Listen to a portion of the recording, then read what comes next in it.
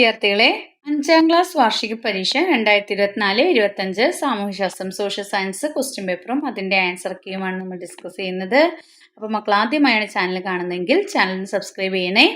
അപ്പോൾ നമുക്ക് ഫസ്റ്റ് പ്രവർത്തനങ്ങളിലേക്ക് പോവാം. ഫസ്റ്റ് പ്രവർത്തനം 1, ഭൂപടം പരിശോധിച്ച് സൂചനകളിൽ നിന്നും ജില്ലകളെ കണ്ടെത്തി പട്ടിക പൂർത്തിയാക്കുക. ആദ്യത്തെ സൂചന തന്നിരിക്കുന്നത് കർണാടക സംസ്ഥാനവുമായി അതിർത്തി പങ്കിടുന്ന കേരളത്തിലെ ജില്ല ഏതാണെന്ന് ചോദിച്ചിരിക്കുന്നത്. ഏതാണ്? നമുക്ക് വയനാട് തന്നിട്ടുണ്ട്. പിന്നെ ഏതൊക്കെയാണ്? കണ്ണൂര്, കാസർഗോഡ്. ഏതൊക്കെയാണ്? കാസർഗോഡും കണ്ണൂരും. കാസർഗോഡ്, കണ്ണൂർ. കാസർഗോഡ്, കണ്ണൂർ എന്ന് എഴുതുക. രണ്ടാമത്തേത്, ഒരു ജില്ലയുമായി മാത്രം അതിർത്തി പങ്കിടുന്ന കേരളത്തിലെ ജില്ലകൾ. ഒരു ജില്ലയുമായി മാത്രം അതിർത്തി പങ്കിടുന്ന കേരളത്തിലെ ജില്ലകൾ കാസർഗോഡും പിന്നെന്താണ്? തിരുവനന്തപുരം, ട്രിവാൻഡ്രം, തിരുവനന്തപുരം.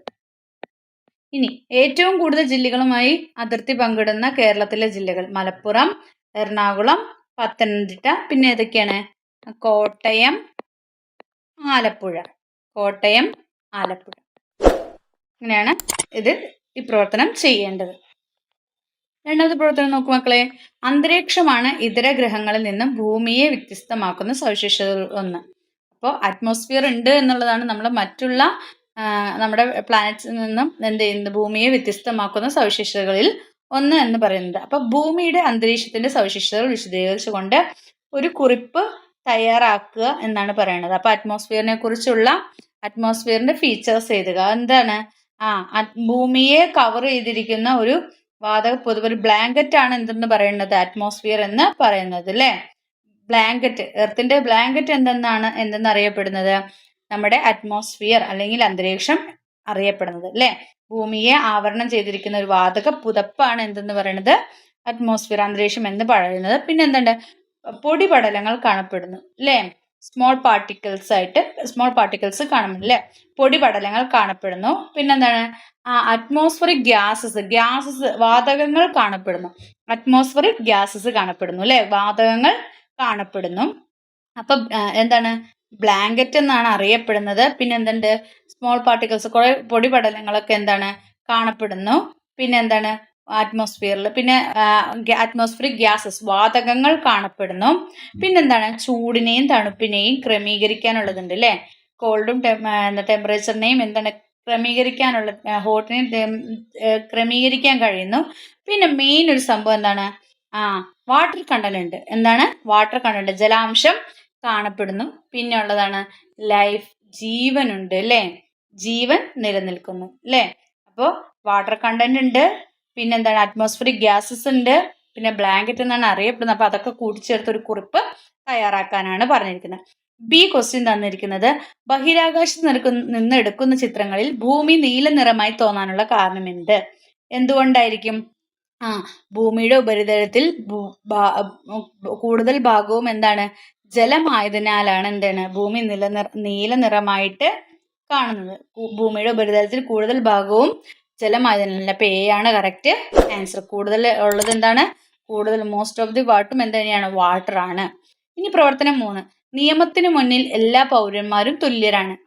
സമൂഹത്തിൽ തർക്കങ്ങളും കലഹങ്ങളും ഉണ്ടാകുമ്പോൾ അവയ്ക്ക് പരിഹാരം കാണാൻ നാം സമീപിക്കുന്ന രണ്ട് സംവിധാനങ്ങളുടെ പേരെഴുതുക.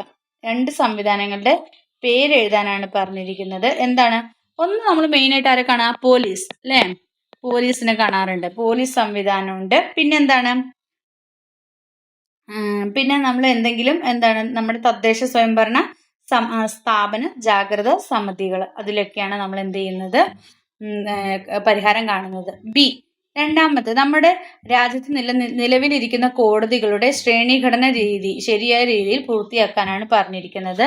സുപ്രീം കോടതി, ഏറ്റവും മുകളിലുള്ളത് സുപ്രീം കോടതിയാണ്. അതിന് തൊട്ട് താഴെയുള്ളത് ഏതാണ്? ഹൈക്കോർട്ട് അല്ലേ? ഹൈക്കോടതിയാണ് ഹൈക്കോർട്ട്. അതിന് തൊട്ട് താഴെ കാണുന്നത് എന്തായിരിക്കും? ഡിസ്ട്രിക്ട് കോർട്ട് അല്ലേ? ഡിസ്ട്രിക്ട് കോർട്ടാണ്. ഏറ്റവും താഴെയാണ് എന്താണുള്ളത്? മജിസ്ട്രേറ്റ് കോർട്ട് അല്ലെ? കീഴ്ക്കോടതികളുള്ളത്. അപ്പോൾ ഹൈക്കോടതി, സുപ്രീം കോടതി, ഹൈക്കോടതി, പിന്നെന്താണ്? ജില്ലാ കോടതി, പിന്നെന്താണ്?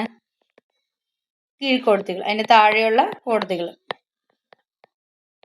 അപ്പോൾ ഹൈക്കോർട്ട് ഡിസ്ട്രിക്ട് കോർട്ട് ഇങ്ങനെ എഴുതാണ്ടാണ് വേണ്ടത്.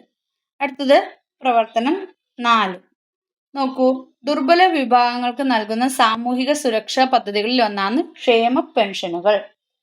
താഴെ തന്നിരിക്കുന്നവയിൽ ക്ഷേമ പെൻഷനുകളുടെ ഗുണഭോക്താക്കൾ ആരെന്നാണ് എഴുതേണ്ടത്. അപ്പൊ ക്ഷേമ പെൻഷൻ കിട്ടുന്നത് ആർക്കൊക്കെയാണ് കിട്ടാറ്? വിധവകൾക്ക് കിട്ടാറുണ്ട്. പിന്നെ സൈനികർക്ക്, സർക്കാർ ജീവനക്കാർക്ക്, അധ്യാപകർക്ക്. അവർക്ക് ക്ഷേമ പെൻഷൻ ഉണ്ടോ? ഇല്ല. ആർക്കാണുള്ളത്? വിധവകൾക്കുണ്ട് അല്ലേ? വിധവകൾക്കാണ് ശരിയായ ഉത്തരം.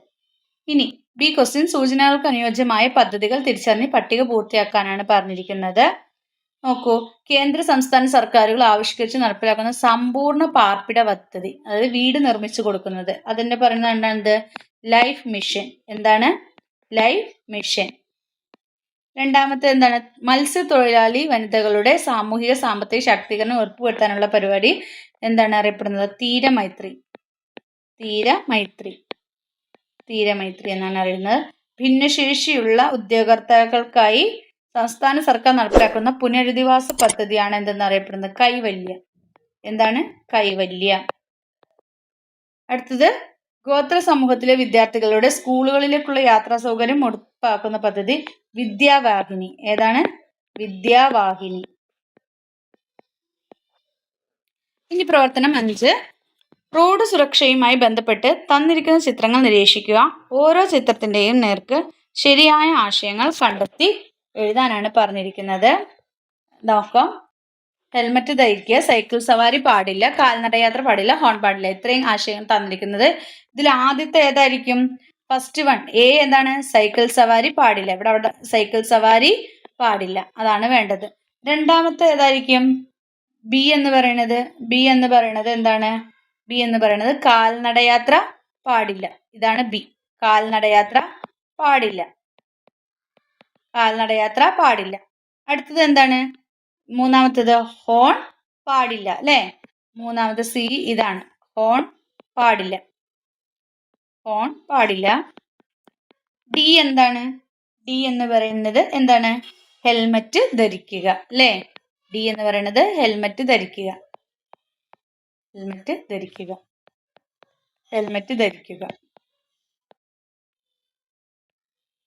നെക്സ്റ്റ് ബി, കാൽനടയാത്രക്കാരുടെ സുരക്ഷയുമായി ബന്ധപ്പെട്ട് തന്നിരിക്കുന്ന പ്രസ്താവനകളിൽ യോജിക്കാത്തത് ഏതെന്നാണ് ചോദിച്ചിരിക്കുന്നത്. എന്താണ് തന്നിരിക്കുന്ന പ്രസ്താവനയിൽ യോജിക്കാത്തത് ഏതാണെന്ന് ചോദിച്ചു. കാൽനടയാത്രക്കാർ റോഡിന്റെ വലതുവശം ചേർന്ന് നടക്കണം. സീബ്ര ക്രോസിംഗിൽ കാൽനടയാത്രക്കാർക്കാണ് മുൻഗണന. ഫുട്പാത്തുള്ള സ്ഥലങ്ങളിൽ കാൽനടയാത്രക്കാർ ഫുട്പാത്തിലൂടെ സഞ്ചരിക്കണം. കാൽനടയാത്രക്കാർക്ക് റോഡിന്റെ ഏത് വശങ്ങളുടെയും സഞ്ചരിക്കാവുന്നതാണ്. ഏതാണ് തെറ്റായ യോജിക്കാത്ത പ്രസ്താവന? തെറ്റായതാണ് എഴുതേണ്ടത്. ഏതാണ്? കാൽനടയാത്രക്കാർക്ക് റോഡിന്റെ ഏത് വശങ്ങളിലൂടെയും സഞ്ചരിക്കാവുന്നതാണ്. ആ പ്രസ്താവന തെറ്റാണ്. ഏത് വശങ്ങളിലൂടെയും സഞ്ചരിക്കാൻ പാടില്ല. ഇനി പ്രവർത്തനം 6. കാലാവസ്ഥ വ്യതിയാനം മൂലം ഭൂമിയിലെ എല്ലാ ജീവജാലങ്ങളെയും ബാധിക്കുന്നു അല്ലേ? അപ്പോൾ ഭൂമിയിലെ എല്ലാ ജീവജാലങ്ങളെയും ബാധിക്കും. അപ്പോൾ കാലാവസ്ഥ വ്യതിയാനത്തിന്റെ പ്രത്യാഘാതം കാണിക്കുന്ന ആശയപടം പൂർത്തിയാക്കാനാണ് പറഞ്ഞിരിക്കുന്നത്. അപ്പോൾ കാലാവസ്ഥ വ്യതിയാനം ഉണ്ടാവാനുള്ള കാരണങ്ങൾ എഴുതാനാണ് പറഞ്ഞിരിക്കുന്നത്. ഒന്ന്, കാലം തെറ്റിയ മഴ അതിൽ തന്നിട്ടുണ്ട്. പിന്നെ എന്താണ്? നമ്മുടെ അറിയാം എന്താണ്? ആഗോള താപനില ഉയരുന്നു അല്ലേ? ടെമ്പറേച്ചർ കൂടുന്നു. ആഗോള താപനില ഉയരുന്നു. നമ്മുടെ ടെമ്പറേച്ചറിൽ ഉണ്ടാവുന്ന ചേഞ്ച് അല്ലേ? പിന്നെന്താണ്? സമുദ്ര ജലനിരപ്പ്